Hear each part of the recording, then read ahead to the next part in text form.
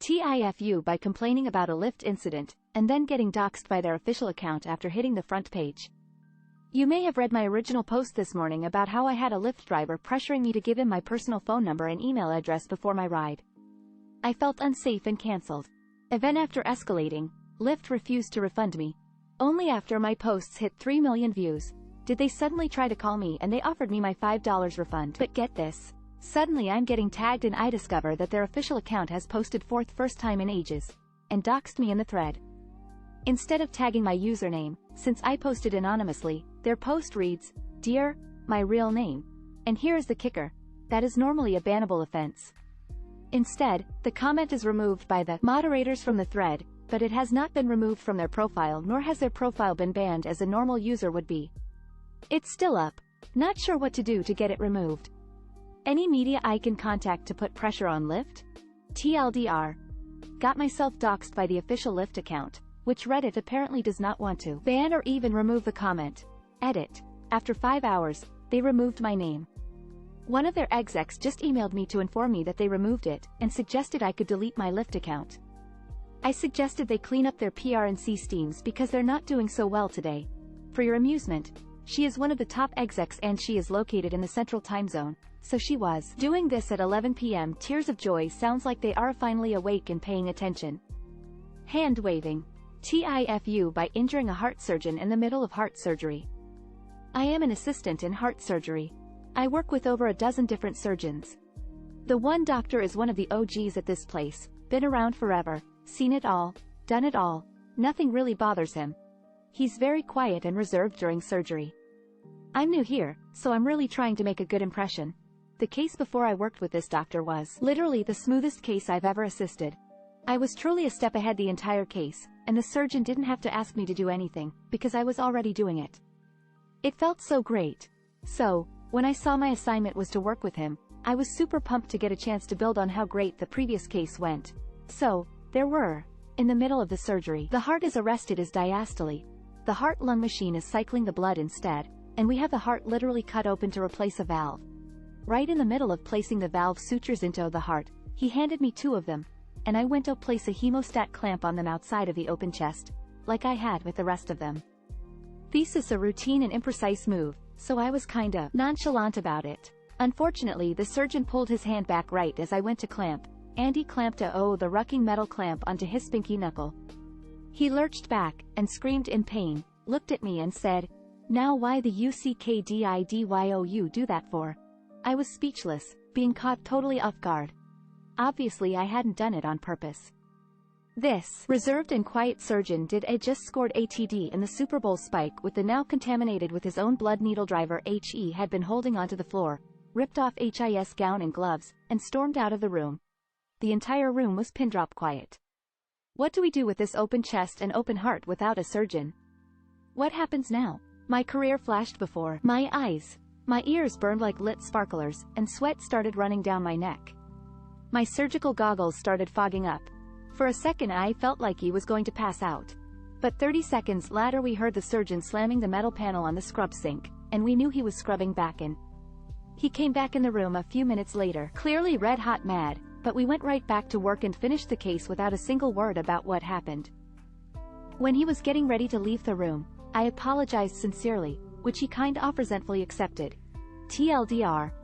I ripped a world-class heart surgeon's hand open with a metal clamp in the middle of surgery, which really iced him off, but he washed the blood off and went right back to work like the professional that he is, and I almost died from shame. Edit. Marked NSFW due to the fucking F word, and because apparently I'm literally NSFW. Edit for clarification. Don't mistake my comment about being nonchalant as being careless. The point was that I wasn't in the chest, I was back off to the side just clipping sutures together, so it's a different kind of movement than handling tissues inside the chest.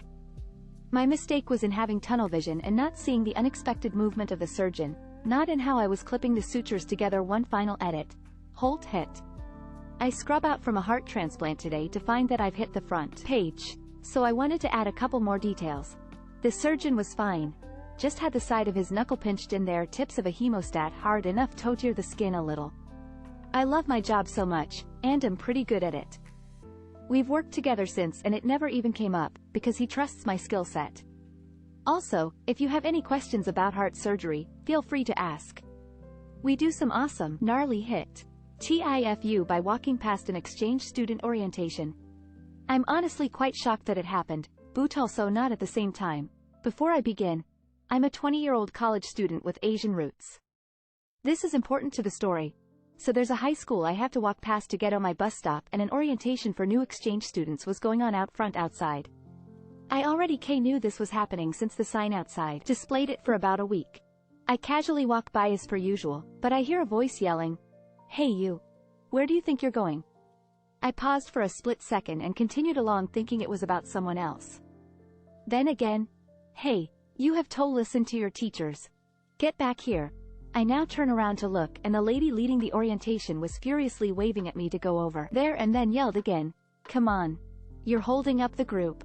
I then responded with, "I don't go to this school," and proceeded to head to the bus stop. As I see my bus approaching from a distance, I try to sprint for it, but then I feel her grab my arm from behind. She was fast, and then began to berate me that I don't get to just ditch school here. I guess she didn't hear me the first time, so I grabbed my student ID to show her and told her again that I'm not a student there. As that happened, the bus just passed by us since no one was at the stop. She made me miss by AMN bus. She kinda just chuckled a bit and half-heartedly apologized before turning back to rejoin her group. At that point, I had to pay $30 in Uber to get me to school. This bus comes once an hour greater than TLDR. A high school was having student exchange orientation. Had to walk past said high school to get to bus stop. Got mistaken as a runaway exchange student, which led to me missing my bus and Ubering instead. TIFU by falling asleep on my girl's UT. This happened tonight, so TI literally foo. So my girl and I were Netflix and chilling in her bed. At some point, she turned on Pitch Perfect and fell asleep on her stomach 10 minutes into the movie, so I laid down on her UT. It's a thing between us. She has a very comfortable SS to lay on. He ended up falling asleep as well, and suddenly, she jerked awake from a nightmare and flipped me over and off the bed, where I hit my head on her nightstand and slit the side of my head open on the corner. I immediately became dizzy. She got out of bed, and came to my aid. She drove me to the hospital because I was bleeding pretty bad. Long story short, I suffered a concussion and needed 4 stitches. Not my first concussion, but this one definitely hurt the most. 10 out of 10 do not recommend hitting your head on the corner of a solid oak nightstand. TLDR. Fell asleep on my girl's booty, she jerked awake from a nightmare, and I hit my head on her nightstand, where I was bleeding profusely. She took me to the hospital and found out I suffered another concussion and needed 4 stitches. TIFU by buying condoms at Walmart. Matched with a woman on a dating app and we hit it off, so I wanted to grab some protection before I went over there. She lived by a Walmart, so I decided to go there. Took a while to find, but I eventually find the condoms in an aisle behind lock and key. No big deal, I walk to the pharmacy and ask for some help in health. She discreetly radios for someone to go to family planning, and tells me to head over there. I get there, and who walks up but this 400-year-old man named Bernard, who asks which one I need. I point, he nods in approval, unlocks the case and gets it out. I go to grab it and he nopes me and says, "Sorry, but I have to walk it to the front. Do you have anything else today?"